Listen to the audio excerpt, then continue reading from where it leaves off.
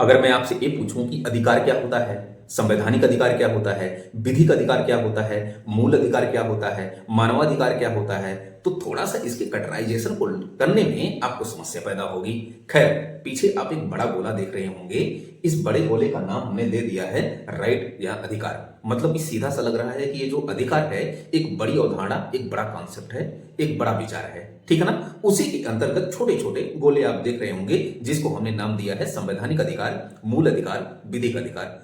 तो जो भी अधिकार, अन्य अधिकारों की बात करेंगे, चाहे वो संवैधानिक, विधिक, मूल, जितने भी अधिकार होंगे इन अधिकार के अंतर्गत आएंगे, बड़े वाले गोले के अधिकार के अंतर्गत आएंगे। ठीक ना भैया। नमस्कार, मेरा नाम है नवीन कुमार। आप देख रहे हैं गुलचक्र का यूट्यूब चैनल।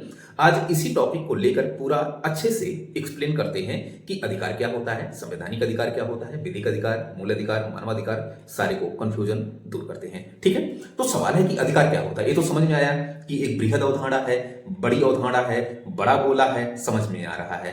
परिभाषा, परिभाषा क्या होगी सुनना जरा, कि कुछ ऐसी मूलभूत जरूरतें, कुछ ऐसी मूलभूत जरूरतें जिन्हें राज्य संरक्षित करके अपने नागरिकों को प्रदान करता है, क्या कहलाता है, अधिकार कहलाता है। एक बार और सुनना जरा, कि कुछ मूलभूत जरूरतें या कुछ मूलभूत आवश्यकताएं जिसे सरकार के तीनों अंगों, कार्यपालिका, विधायिका, न्यायपालिका के द्वारा बनाए गए नियमों और कानूनों के माध्यम से नागरिकों को उपलब्ध करवाई जाएं, वो क्या कहलाता है। जो मूलभूत जरूरतें या आवश्यकताएं हैं जिसे नागरिकों को उपलब्ध करवाई जा रही हैं नियमों और कानूनों को बना करके राज्य के द्वारा, वही मूलभूत जरूरतें क्या कहला रही हैं, अधिकार कहला रही हैं। ठीक है भैया। तो अधिकार ही आपका होगा। जैसे स्वास्थ्य हमको राज्य दे रहा है, ठीक है, शिक्षा हमको राज्य दे रहा है, शुद्ध पर्यावरण तो है लेकिन राज्य क्या करे, मजबूर है, नहीं उपलब्ध करवा पा रहा है, शुद्ध जल की व्यवस्था बार बार जो है कोशिश कर रहा है। तो ये जो कुछ मूलभूत जरूरतें हैं राज्य नियमों कानूनों के माध्यम से हमको उपलब्ध करवाए। सवाल है कि संवैधानिक अधिकार क्या होगा। संवैधानिक अधिकार, अधिकारों में कुछ ऐसे महत्वपूर्ण अधिकार जिनका जिक्र, उल्लेख संविधान में हो, उसको संवैधानिक अधिकार कहेंगे। दो प्रकार के अधिकार संवैधानिक अधिकार के अंतर्गत आएंगे, एक तो मूल अधिकार और दूसरा कुछ विधिक अधिकार। मूल अधिकार क्यों आ रहा है, क्योंकि इनका तो जिक्र संविधान में है ना। अनुच्छेद 12 से लेकर अनुच्छेद 35 तक संविधान के भाग 3 में जिक्र इनका पूरी तरह संविधान में है, इसलिए मूल अधिकार तो है ही, साथ ही साथ एक कॉन्स्टिट्यूशनल राइट, संवैधानिक अधिकार भी है। ऐसे ही कुछ विधिक अधिकार हैं जिनका जिक्र संविधान में है, तो संवैधानिक अधिकार भी होंगे, और साथ ही साथ चूंकि इस पर संसदीय कानून बनाया गया है, अधिनियम बनाया गया, एक्ट बनाया गया है, इसलिए ये जो है कानूनी या विधिक अधिकार भी होंगे। ठीक है। जैसे कि जो कुछ अधिनियम बनाए गए हैं, जैसे आपका संपत्ति का अधिकार, संपत्ति का अधिकार का जिक्र अगर संविधान में आप ढूंढेंगे तो संविधान के अनुच्छेद 300 का में इनको संपत्ति के अधिकार के रूप में वर्णित किया गया है, तो वो तो संवैधानिक अधिकार भी हो गया। और साथ ही साथ जब कानून इस पर बनाए गए हैं, संपत्ति अधिकार अधिनियम, तो वो जो है एक विधिक राइट भी लिया हुआ है। ऐसे ही शिक्षा, समझना जरा, अब चर्चा कर ही लेते हैं, पूरा डिटेल से करते हैं। शिक्षा जो है वो आपका संवैधानिक अधिकार भी है और साथ ही साथ वो एक प्रकार का विधिक राइट भी है। कैसे विधिक राइट कैसे हुआ, शिक्षा का अधिकार अधिनियम 2009 बनाया गया, 10 में लागू किया गया, तो वो तो विधिक राइट हो गया। लेकिन शिक्षा का अगर हम उल्लेख संविधान में भी अगर पाते हैं तो उसको हम संवैधानिक अधिकार कह देते हैं। जैसे अनुच्छेद 21 का 86वां संविधान संशोधन अधिनियम 2002 ला करके 21 का जोड़ा गया और 21 का के अंतर्गत शिक्षा को एक मूल अधिकार बना दिया गया। सबसे मजे की बात है, शिक्षा का अधिकार मूल अधिकार भी है, संवैधानिक अधिकार भी है, विधिक अधिकार भी है। ठीक है। ऐसे डीपीएसपी में भी तो किया गया है ना, आर्टिकल 45। आर्टिकल 45 में क्या कहा गया है कि जो 6 वर्ष तक के जो बच्चे हैं, बचपन की देखभाल को छोड़ करके उनकी प्राथमिक शिक्षा राज्य के द्वारा उपलब्ध करवाई जाएगी। ठीक है। अनिवार्य एवं निःशुल्क रूप से राज्य के द्वारा उपलब्ध करवाई जाएगी। ऐसे जब आप 11वां मूल कर्तव्य पढ़ोगे तो 11वां मूल कर्तव्य अभिभावकों का या माता पिता का कर्तव्य बनाया गया है कि अपने बच्चों को, 6 से 14 वर्ष तक के बच्चों को वो क्या करें, प्राथमिक शिक्षा उपलब्ध करवाएं। ठीक है। मूल अधिकार अनुच्छेद 21 का में है ही कि 6 से 14 वर्ष तक के बच्चों को राज्य जो है प्राथमिक शिक्षा निःशुल्क एवं अनिवार्य रूप से उपलब्ध करवाएगा। तो ये मेरा ये कहना है कि जो शिक्षा हुआ, संपत्ति का अधिकार हुआ, ये मूल अधिकार के आपका जो है संवैधानिक अधिकार के साथ साथ विधिक अधिकार भी है। ठीक है। अभी हम इन पे चर्चा नहीं कर रहे हैं कि क्या होता है ये, अब चर्चा करने वाले हैं कि मूल अधिकार क्या होता है, विधिक अधिकार क्या होता है। तो अभी तो आपने अधिकार की परिभाषा दी, देखी, फिर संवैधानिक अधिकार की। संवैधानिक अधिकार में 2 प्रकार के अधिकार, पहला मूल अधिकार, दूसरा कुछ विधिक अधिकार। ठीक है ना। अच्छा, कुछ मैं क्यों कह रहा हूं, कि कुछ ऐसे विधिक अधिकार हैं जिनका जिक्र संविधान में नहीं है, संसदीय प्रक्रियाओं या संसदीय अधिनियमों के माध्यम से नागरिकों को प्रदान कर दिए जाते हैं, उसको जो है हम लीगल राइट कहते हैं। अच्छा, एक बात अगर मैं एक प्रश्न करूं आपसे कि संविधान में जो कुछ राइट दिए गए हैं उनको उपलब्ध करवाने के लिए तो अधिनियम कानून की जरूरत पड़ेगी ना? बिल्कुल पड़ेगी।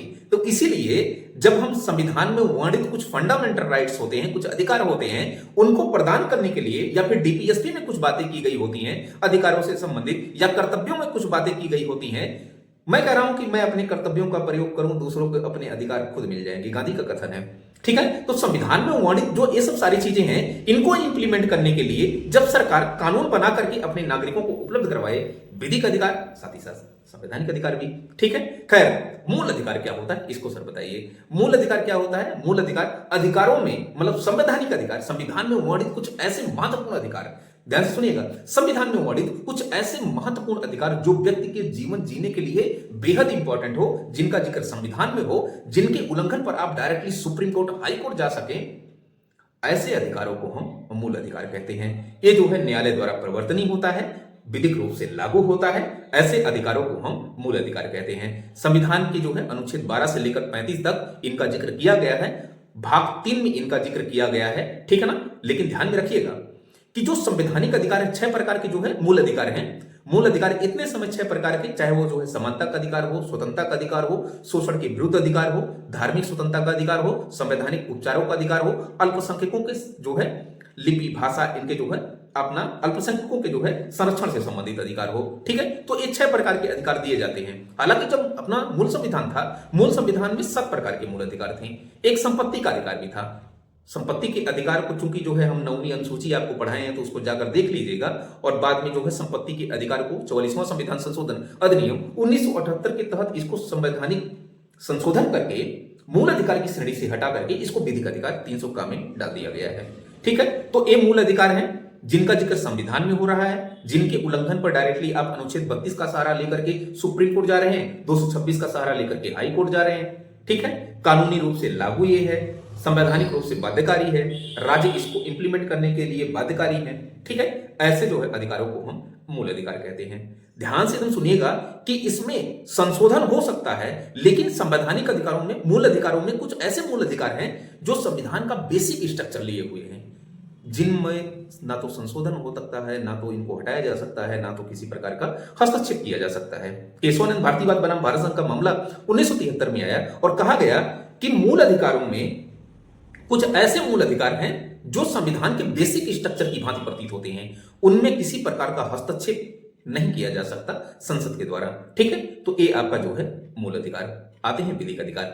विधिक अधिकार क्या होता है? विधिक अधिकार वे अधिकार होते हैं जो संसदीय अधिनियमों के माध्यम से जो है कानून का निर्माण लें, कानून का रूप ले लें, उन्हीं को हम विधिक अधिकार कहते हैं। कुछ ऐसे जो है विधिक अधिकार जिनका जिक्र संविधान में हो रहा था, संवैधानिक अधिकार भी थे। विधिक अधिकार जैसे शिक्षा का अधिकार अधिनियम 2009, ठीक है ना। संपत्ति का अधिकार, ये जो है वहां पर 300 का के तहत संवैधानिक अधिकार और संपत्ति का अधिकार अधिनियम भी बनाया गया है। ऐसे ही स्वच्छ पर्यावरण का अधिकार, जैसे पर्यावरण का अधिकार आपको जो है एक संवैधानिक अधिकार भी मिलेगा आर्टिकल 21 में, और साथ ही साथ विधिक अधिकार भी मिलेगा पर्यावरण संरक्षण अधिनियम तो 1986। ठीक है, ऐसे ही कुछ जो है विधिक अधिकार जैसे उपभोक्ता अधिनियम 2019 उपभोक्ताओं के अधिकार के लिए, ऐसे ही नागरिकता अधिनियम 1955 नागरिकों के अधिकार के लिए। ऐसे कई प्रकार के अधिकार जब नागरिकों को उनके राज्य के द्वारा, उनकी जो है राज्य के अंगों के द्वारा प्रदान किए जाएं, विधिक अधिकार, तो सवाल है कि क्या विधिक अधिकार के उल्लंघन पर डायरेक्टली सुप्रीम कोर्ट जा सकते हैं? नहीं जा सकते। यही मूल अधिकार और विधिक अधिकार में डिफरेंसेस होता है कि अगर आपके विधिक अधिकारों का वायलेशन होता है, डायरेक्टली आप सुप्रीम कोर्ट नहीं जा सकते हैं, आपको निचली अदालतों से जाकर के हाईकोर्ट तक जाना पड़ेगा। ये जो है विधिक अधिकार और आपका मूल अधिकार में नॉर्मली डिफरेंसेस होता है। ठीक है ना। खैर, सवाल है कि मानवाधिकार क्या होता है? मानवाधिकार जो होता है ये 1948 में द्वितीय विश्व युद्ध जब खत्म हुआ, तो द्वितीय विश्व युद्ध में संयुक्त राष्ट्र महासभा ने कुछ मूलभूत आवश्यकताओं को परिभाषित किया जो मानव के जीवन के लिए बेहद जरूरी हो, उसी को उन्होंने मानवाधिकार कहा। सुप्रीम कोर्ट के पास जब मामला जाता है तो देखता है कि मानवाधिकार में से कौन से फंडामेंटल राइट्स, फिर वो जो है मामले की सुनवाई करता है। ठीक ना भैया। तो खैर, ये आपका जो है संवैधानिक अधिकार, विधिक अधिकार, अधिकार, मूल अधिकार, मानवाधिकार, सारी चीजें हमने क्लियर कट की। अच्छा, ये जान लीजिए कि मूल अधिकारों में अगर आपको संशोधन करना हो तो विशेष बहुमत कहीं कहीं विशेष प्लस आधे राज्यों की सहमति होती है। और इसके अलावा अगर आपको जो है विधिक अधिकारों में संशोधन करना हो तो संवैधानिक संशोधन इसमें नहीं होता, बल्कि साधारण बहुमत से इसमें आप संशोधन कर सकते हैं। ठीक है।